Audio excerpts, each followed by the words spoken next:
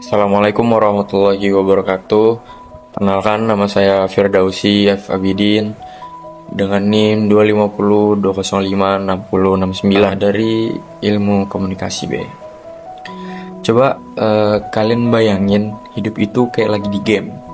Nah, pernah nggak sih kalian itu mikir semua yang telah kita capai itu hasil keputusan kita sendiri?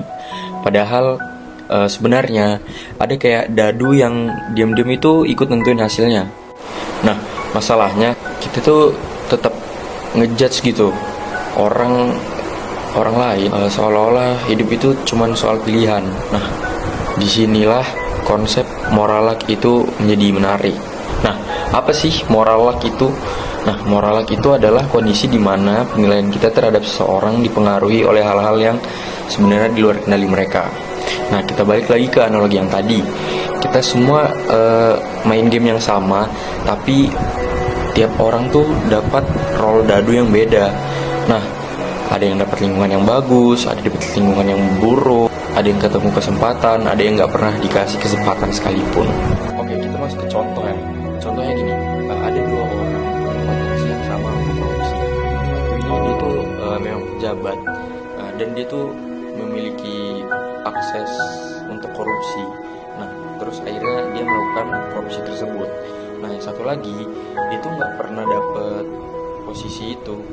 Nah, karena dia nggak pernah dapat posisi menjadi pejabat ini, jadinya dia tuh kelihatan bersih atau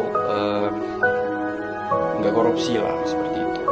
Nah, pertanyaannya, apakah yang dari kedua orang tersebut benar-benar bermoral gitu kan, atau dia tuh cuman nggak pernah dapat kesempatan untuk gagal? Nah, kita masuk ke pertanyaannya. Pertanyaan itu, apakah dari dua orang yang tadi, orang yang kedua ini tuh itu lebih bermoral, lebih berempati, lebih bermoral daripada orang yang pertama, atau dia tuh cuman karena nggak dapat kesempatan aja, makanya dia tuh nggak pernah melakukan itu. Nah, dari contoh yang tadi aku sebutin, nah kita nih mulai ngeliat nih masalahnya. Secara teori kita tuh percaya orang harus dinilai dari apa yang mereka kontrol, dari niat mereka dan keputusan mereka. Tapi kalau secara apa yang dia lakukan, kita tuh tetap ngeliat dari hasil apa yang telah dia lakukan, dan dari hasil itu sendiri sering banget ditentukan oleh hal yang mereka nggak kontrol itu. Nah, jadi sebenarnya kita ini hidup dalam sistem penilaian yang agak kontradiktif. Kita bilang yang penting tuh harus niat. Nah, tapi kita tuh kadang bereaksi atau bertindak. Nah, kalau menurut saya solusinya itu, cara yang paling masuk akal adalah kita perlu misahin dua hal.